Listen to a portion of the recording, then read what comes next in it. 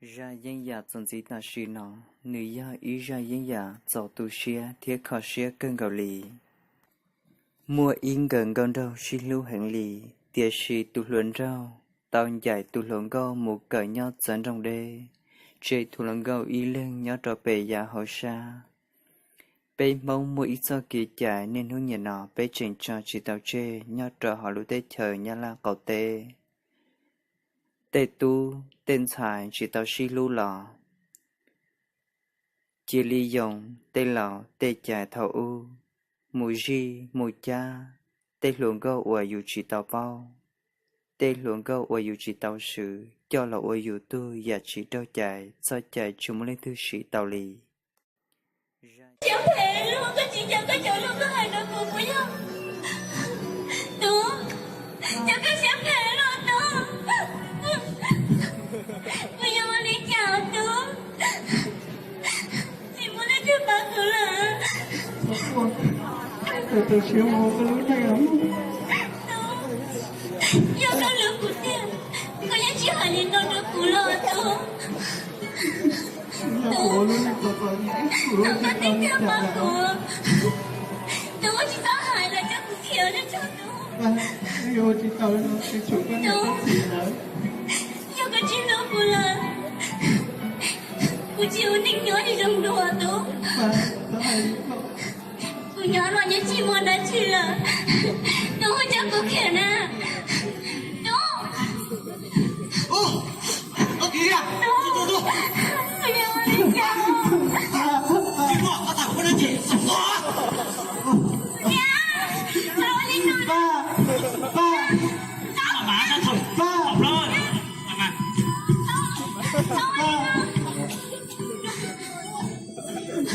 Mà sao cháu đi nói nè có tiếng Chị vừa có 6 tuổi đúng cháu đi nói nè cô nè cháu đi ba, ba giờ đã trở lên nào của tôi kìa Ba Con này qua Mô, giờ có chuyện cả là nó thìa cô nhớ tôi đông đùa Em mô, của con tôi à Cô chả biết sao lại thì phải xảy ra nó cô nè cô thật gì thế không này thế cái là phá cô đi chỉ phá muốn nó tôi kể là nó phải xảy cô ra chưa ổn định của tôi cô ý cho cho tại vì giờ nó cô chỉ muốn hỏi kể là ô đâu chạy con lo lon cháo thế này người ta có cua thế mà xin lỗi tôi cho tôi ít sự xin lưu hành tại vì chưa biết cháu nói nhưng chỉ muốn nó chơi gì cũng là sao cô nhớ chỉ bảo đi cũng đã muốn chơi đi nhớ cô yên muốn cho nhữngวันnày cô yên tôi trong đó sao xin lỗi xin lỗi thảo ba cô thiếu chỉ muốn lên tiếp ba cô lớn Chê một đó là thả của con đẻ à Chờ tùa, coi là lên từ Xả tùa khéo mù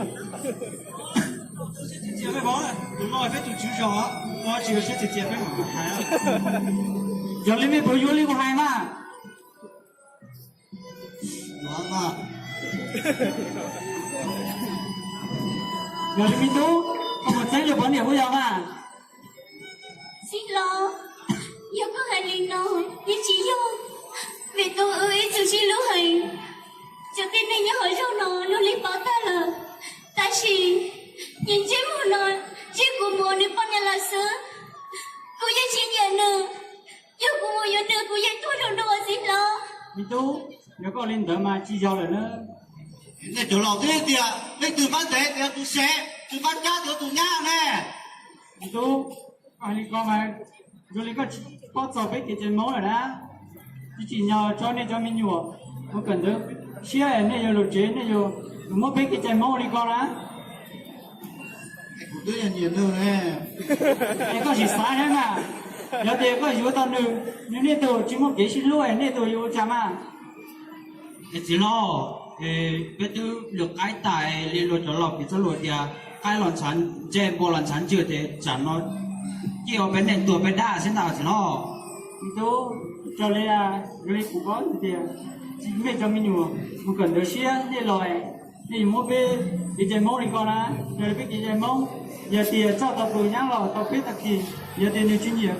cái tố thì bây giờ chủ cho này cho tám mà giờ này nhiều gì nhau chỉ nhoi cho biết cho mình tố mình nhiều một cần được xia để lòi thì mỗi bên cái chơi mông thì còn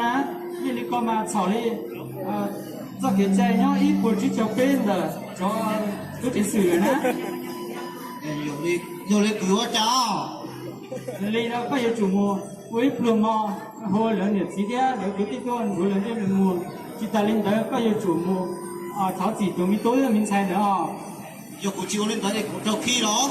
để thì có chỉ lên tới chơi có nhiều chủ xỏ lấy khó cái chai để có uống nó sư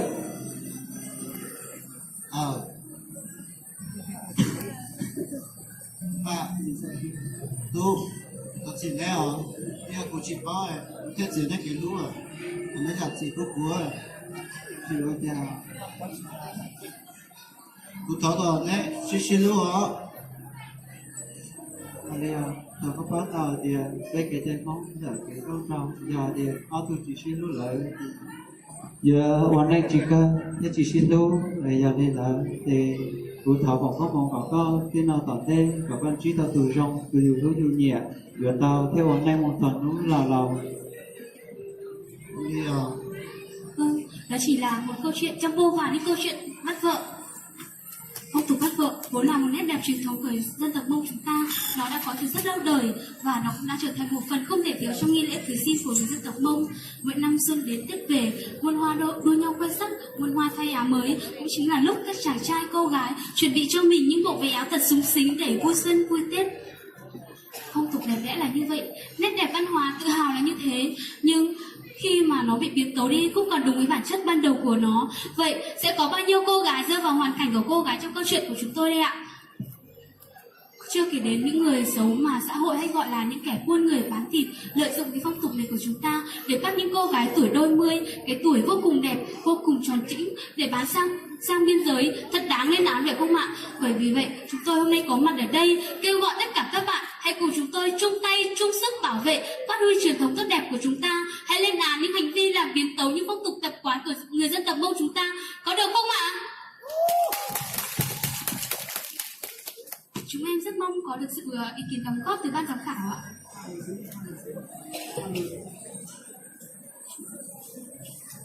Vâng ạ, trước tiên thì bản thân tôi xin gửi lời cảm ơn tất cả các bạn.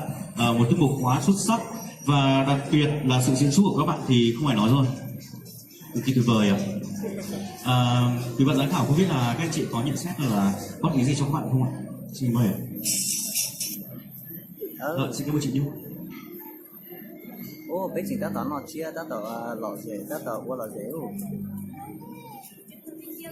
là nó chỉ lo. Âm thanh cho em xin biết được không ạ? Ê, ta tỏ nó chia ta tỏ qua lọ rễ. Thế thì tổ chức qua lọ rễ nó chia với trong đại Hà Nội nó là. Mà lên đó nè. Nó bằng ra là có sai hả? Chị rất là khen các em là đã làm được một tiết mục kịch rất là hay và rất nhiều thời gian để dựng lên một tiết kịch hay và ý nghĩa như thế này. Ngoài việc truyền thống phong tục tập quán và cái phong tục bắt vợ của dân tộc Mông thì các em đã truyền thụ thêm xa nữa, đó là tệ nạn buôn người hiện nay và vấn đề đã báo động đúng không? Thế cho nên là ngoài những ý nghĩa mà các em dựng lên một buổi tiệc ngày hôm nay là còn có nhiều ý nghĩa kêu gọi tất cả mọi người là phòng chống buôn nạn, tệ nạn buôn người. Và chị thấy qua những thể hiện của các em thì chị cũng muốn đặt một câu hỏi là không biết các bạn nào sẽ trả lời câu hỏi này cho chị là em có suy nghĩ như thế nào khi một số người, tức là những thanh niên ấy, hiện nay lợi dụng cái phong tục kéo vợ như này để làm những cái hành vi không tốt đối với những cô gái trẻ, như là lợi dụng để buôn người này và những cái hành vi mà cô ấy không thích làm vợ mình nhưng mà kéo về, giống như một cô gái lúc này nếu ví dụ như mình cứ đại diện không có chính quyền địa phương ra mà giải cứu cô bé thì có phải là cô ấy sẽ chịu thân phận một cuộc sống rất là khó khăn đúng không? Em cảm ơn câu hỏi của các giám khảo. Em xin đại diện trả lời cho nhóm trả lời câu hỏi của chị. Em thấy hiện nay có một số hành động hoặc là một số hình ảnh là một số thanh niên lợi dụng cái phong tục bắt vợ của người dân tộc Mông để bắt vợ không đúng như phong tục đó, là mặc dù họ không thích mình nhưng mà vẫn cáo. Tình trạng này thì có thể xảy ra rất nhiều ở các tỉnh Việt Bắc của đất nước Việt Nam mình. Khi em thấy được những cái hình ảnh ấy thì thực sự là em rất là phẫn nộ, em rất là uất ức trong lòng,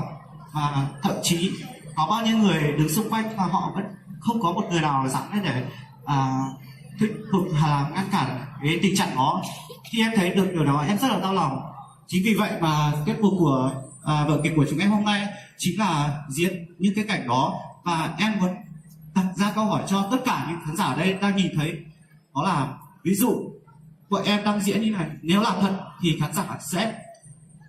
phản ánh như thế nào, sẽ hành động như thế nào, hay chỉ là đứng đây để nhìn xong cười. Đó là những điều mà bọn em chắc ẩn trong lòng muốn được giải đáp, và muốn tất cả chúng ta hãy cùng nhau hành động để những người con gái không còn phải chịu những cái cảnh như này. Nếu chúng ta không hành động mà chỉ nói là rồi thật đáng kinh, em nghĩ là sẽ có những người có số phận lại tiếp tục tái diễn, và sẽ có những người như trong vai của em vừa nãy, sẽ có những người lưu manh như này sẽ bắt vợ làm theo ý của mình. Cảm ơn chị. Cảm ơn em rất nhiều. Một lời chia sẻ của chân thật đúng không ạ? Mong rằng là câu hỏi đặt ra cho tất cả quý khán giả để chúng ta sẽ cùng nhau chia sẻ, tìm hiểu và trả lời trong thời gian sắp tới này ạ. Không biết là xin quý vị cho một tràng vỗ tay cho các bạn được không ạ? Một cái phần thi mà không chỉ riêng mình mà tất cả mọi người đều rất là hứng thú, và các bạn phải đáng khen là các bạn có sự kết hợp giữa bi kịch và hài kịch, và các bạn tâm lý của các bạn rất là tốt, các bạn nhập vai rất là tốt, và đặc biệt là các bạn có những cái câu dâng ca của người Mông. Giả sử như cái bạn hồi nãy con nói là con một ua lửa po lột xế là, và cái tâm lý khi mà cái bạn nam với bạn nữ này còn yêu nhau thì rất bạn nam này rất là thương, tức là không có thờ ơ với bạn nữ này, nhưng mà khi mà mọi người dường như là bị đẫm lệ khi mà bạn thờ ơ với chính người yêu của bạn, không phải vì bạn không yêu mà vì bạn có yêu, nhưng mà cô gái này bây giờ là của người khác rồi, và các bạn nhập tâm rất là tốt. Tuy nhiên đây là một vở kịch rất là nặng không phải vì về cái tâm lý diễn xuất hay là vì kỹ thuật biểu diễn sân khấu, mà nó nặng về chiều sâu văn hóa của một phong tục của người Mông. Nó trải dài xuyên suốt một quá trình lịch sử mấy ngàn năm của người Mông, và các bạn vấn đề là các bạn phải làm sao để mà bộc lộ đúng bản chất của phong tục người Mông, để mọi người ở đây những ai đang hiểu sai thì sẽ có cái thay đổi về ý thức là mình sẽ hiểu đúng hơn. Tuy nhiên những cái vấn đề mình làm rõ về cái tập tục này thì chiều nay có lẽ